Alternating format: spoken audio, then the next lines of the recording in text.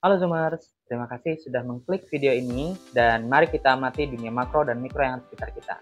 Oke, di kesempatan kali ini saya akan mereview salah satu teleskop saya, yaitu Celestron ya, tipe Power Seeker 80 EKI.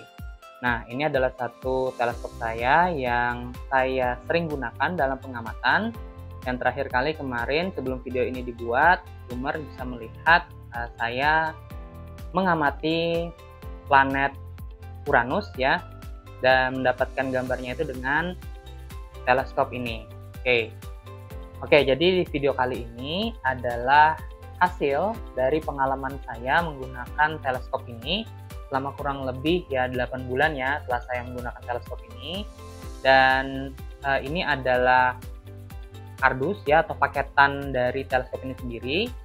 Nah, jadi ketika kalian membeli paket teleskop Celestron Power Seeker 80 EKI ini, kalian akan mendapatkan paketan teleskopnya seperti ini. Jadi dalam kardus-kardus ini ada part-part dari teleskop tersebut yang kemudian nanti akan kalian rakit ya. Tapi saya di sini tidak akan menunjukkan ya proses perakitannya. Nanti kalau Zoomer ingin merakitnya, Zoomer bisa lihat di user guide-nya itu, atau Zoomer bisa lihat di video ya, tutorial bagaimana cara merakit Power Seeker 80 EKI. Yang saya akan review di sini adalah spesifikasi dari Power Seeker 80 EKI dan pengalaman saya dalam menggunakannya. Dan bagaimana hasil review saya mengenai Power Seeker 80 EKI ini, kita akan lihat bersama-sama seperti ini. Untuk tipe teleskop Celestron 80 EKI ini ada dua jenis, yaitu tipe seperti yang saya miliki dan yang kedua tipe deluxe. Memang ada sedikit perbedaan baik itu tampilan, bobot, dan aksesoris yang didapatkan kedua teleskop ini. Itu mempengaruhi harga dari kedua teleskop. Tapi untuk spesifikasi dari kegunaan sejauh yang saya ketahui itu sama saja. Bagi Zoomers yang mengetahui perbedaannya lebih detail, bisa kita diskusikan di kolom komentar ya. Harga teleskop pasarannya sekitar 3-4 juta rupiah. Kalian bisa dapatkan di marketplace. Ini belum pengemasan dan ongkos kirim ya, tergantung dari daerah kalian dan tempat distributor. Sebaiknya ketika pengiriman dilengkapi dengan bubble wrap dan kotak kayu. Tetap pastikan kalian mendapatkan garansi dari distributor. Berikut merupakan spesifikasi dari teleskop Celestron Power Seeker 80 EKI yang saya miliki. Teleskop ini memiliki aperture dan focal length yang lebih besar daripada dua teleskop saya sebelumnya, yaitu tipe Land and Sky 360-50 dan f/76700. Focal length yang lebih besar memberikan keuntungan berupa magnifikasi yang lebih juga kepada teleskop kita, sehingga bisa memberikan detail-detail objek yang kita amati. Aperture atau diameter yang lebih besar memberikan keuntungan lebih banyak cahaya dan ketajaman dari benda yang kita amati. Di akhir video akan kita lihat perbandingan performa dari teleskop ini dengan dua teleskop saya sebelumnya. Penting untuk memahami bahwa pilihan antara focal ratio tidak hanya berkaitan dengan kinerja teleskop, tetapi juga dengan preferensi pengamat dan kepentingan pengamatan. Jika kita tertarik pada objek langit lebar dan ingin melibatkan diri dalam astrofotografi, focal rasio rendah mungkin lebih sesuai. Sebaliknya, jika kita tertarik pada objek langit kecil dan terperinci, terutama planet, maka focal rasio tinggi mungkin lebih sesuai. Jika saya lihat, tipe teleskop yang saya miliki ini ada yang menggunakan fender scope yang biasa, yaitu tipe monokuler, dan eyepiece 20 mm dan 4 mm bawaannya Celestron. Tapi, di sini distributor saya memberikan yang tipe red dot fender scope dan eyepiece aspheric 23 mm. Jika kalian ingin membelinya, bisa langsung ke distributornya di marketplace Oren ya. Kita mendapatkan 3 buah eyepiece di sini.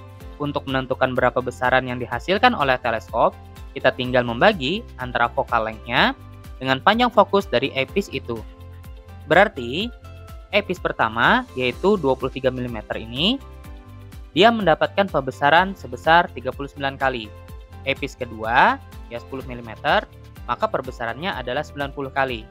Eyepiece ketiga yang 4 mm, perbesarannya menjadi 225 kali. Selain itu, kita mendapatkan lensa Barlow 3 kali. Jika menggunakan ini, maka perbesarannya juga dikali dengan 3. Berarti eyepiece 23 mm akan menjadi 117 kali, perbesaran eyepiece 10 mm akan menjadi 270 kali, dan eyepiece 4 mm akan menjadi 675 kali. Selain itu, resolusi Deus dan resolusi Rayleigh teleskop ini berada di 1,45 dan 1,74 detik busur. Perlu diketahui, resolusi Deus adalah batas teoritis terhadap kemampuan teleskop untuk memisahkan dua bintang yang sangat dekat satu sama lain. Resolusi ini pertama kali diusulkan oleh astronom Inggris William Ruther Deus pada abad ke-19. Semakin besar diameter teleskop, semakin baik resolusinya.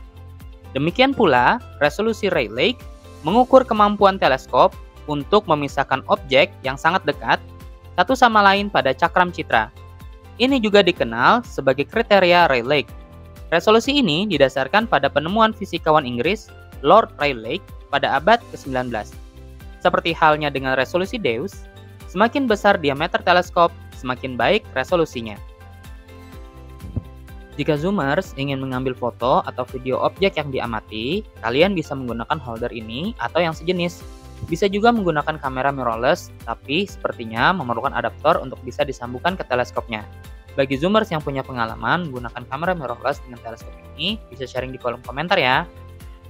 Di bagian atasnya, ada drat yang sepertinya untuk meletakkan HP atau tambahan lain yang support untuk pengamatan. Tapi bagi saya pribadi, meletakkan benda di depan finder scope akan menghalangi finder scope itu sendiri. Tinggi awal teleskop sendiri dari permukaan tanah sekitar 62 cm. Ini bisa diekstensi menjadi sekitar 118 cm. Akan lebih baik jika tinggi teleskop disesuaikan dengan pengamat sehingga memberikan kenyamanan untuk pengamatan dalam waktu yang lama. Jarak antara kaki tripod cukup lebar, kurang lebih sekitar 36 cm. Dengan jarak ini, tripod lebih seimbang dan tidak mudah goyang. Teleskop ini memiliki bobot yang lumayan berat, sehingga kita harus berhati-hati saat mengangkat, memindahkan, dan mengatur titik keseimbangannya. Jika tidak seimbang, menyebabkan teleskop ini rentan jatuh, bahkan jika tidak sengaja tersenggol. Tetapi dengan bobot seperti itu, teleskop ini menjadi lebih kokoh dan tidak mudah goyang oleh angin ataupun getaran yang lemah. Bodi teleskop yang besar juga berdampak kepada rentannya terbentur dengan benda-benda lain di sekitar, sehingga memerlukan kehati-hatian. Eyepiece bawaannya standar, walaupun sudah dilengkapi dengan coating lens, tapi bidang pandangnya menurut saya pribadi tidak lebar. Saya sarankan untuk menggunakan tipe yang aspheric atau Plössl yang memiliki bidang pandang yang lebih besar. Ini membantu memberikan kenyamanan dalam pengamatan. Teleskop ini juga tidak dilengkapi dengan filter seperti filter matahari dan bulan, tapi kalian bisa membelinya secara terpisah. Dilengkapi dengan red dot finder scope, sehingga memudahkan untuk membidik benda langit yang ingin dilihat dengan catatan, finder scope-nya sendiri sudah dikalibrasi dengan teleskopnya ya. Tripodnya menggunakan German Equatorial Tripod yang memiliki 4 sumbu putar, yaitu alt azimuth, RA axis, dan declination axis. Sehingga sangat fleksibel, akurat, dan kokoh dalam pengamatan. Bagi kalian yang pemula juga tidak perlu mumet untuk mengatur sumbu putarnya, karena kalian tinggal arahkan saja ke objek yang kalian amati dengan bantuan finder scope, dan sesuaikan revolusi pergerakan objek tersebut dengan slow-mo controller dari teleskop ini. Dengan catatan, jika benda langit tersebut masih visible di langit atau sekelas planetary object ya. Jika benda langit tersebut termasuk dalam kriteria deep sky object, maka kalian harus mengarahkan dengan bantuan koordinat. Atau, kalau kalian ingin mencari tahu koordinat ini mana, kalian bisa menggunakan aplikasi umum seperti Stellarium. Jika zoomer selama tidak menggunakan teleskop ini, sebaiknya letakkan silika gel di tabung bagian depan dan tabung di dekat eyepiece-nya. Ini untuk menjaga kelembapan tabung teleskop agar tidak mudah lembab dan lensanya tidak berjamur. Penggunaan barrel lens tidak bisa secara bersamaan dengan diagonal prisma. Maka lepaskan prisma diagonal sebelum menggunakan barrel lens. Tapi hasil bayangannya akan menjadi terbalik. Untuk kenyamanan zoomers dalam melihat hasilnya, di akhir video review ini sudah saya putarkan sehingga bayangannya tegak lurus.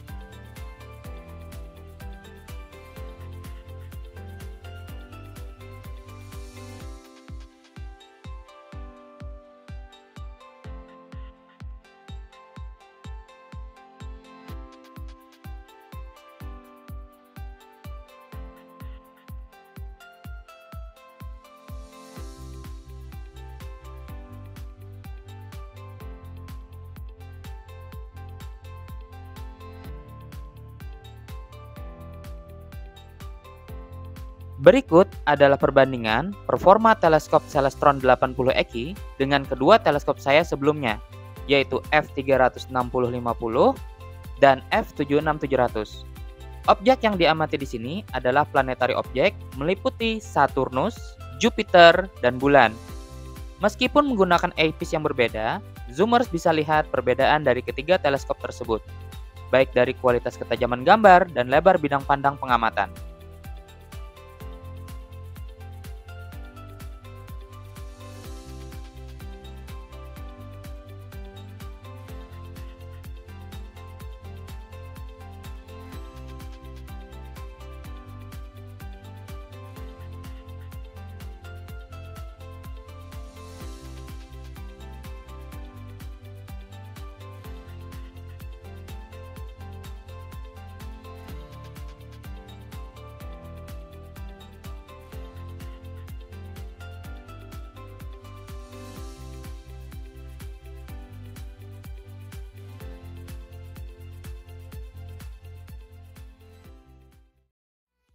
Oke, zoomers, seperti itu tadi hasil review dan pengalaman saya dalam menggunakan teleskop Celestron PowerSeeker 80 EKI.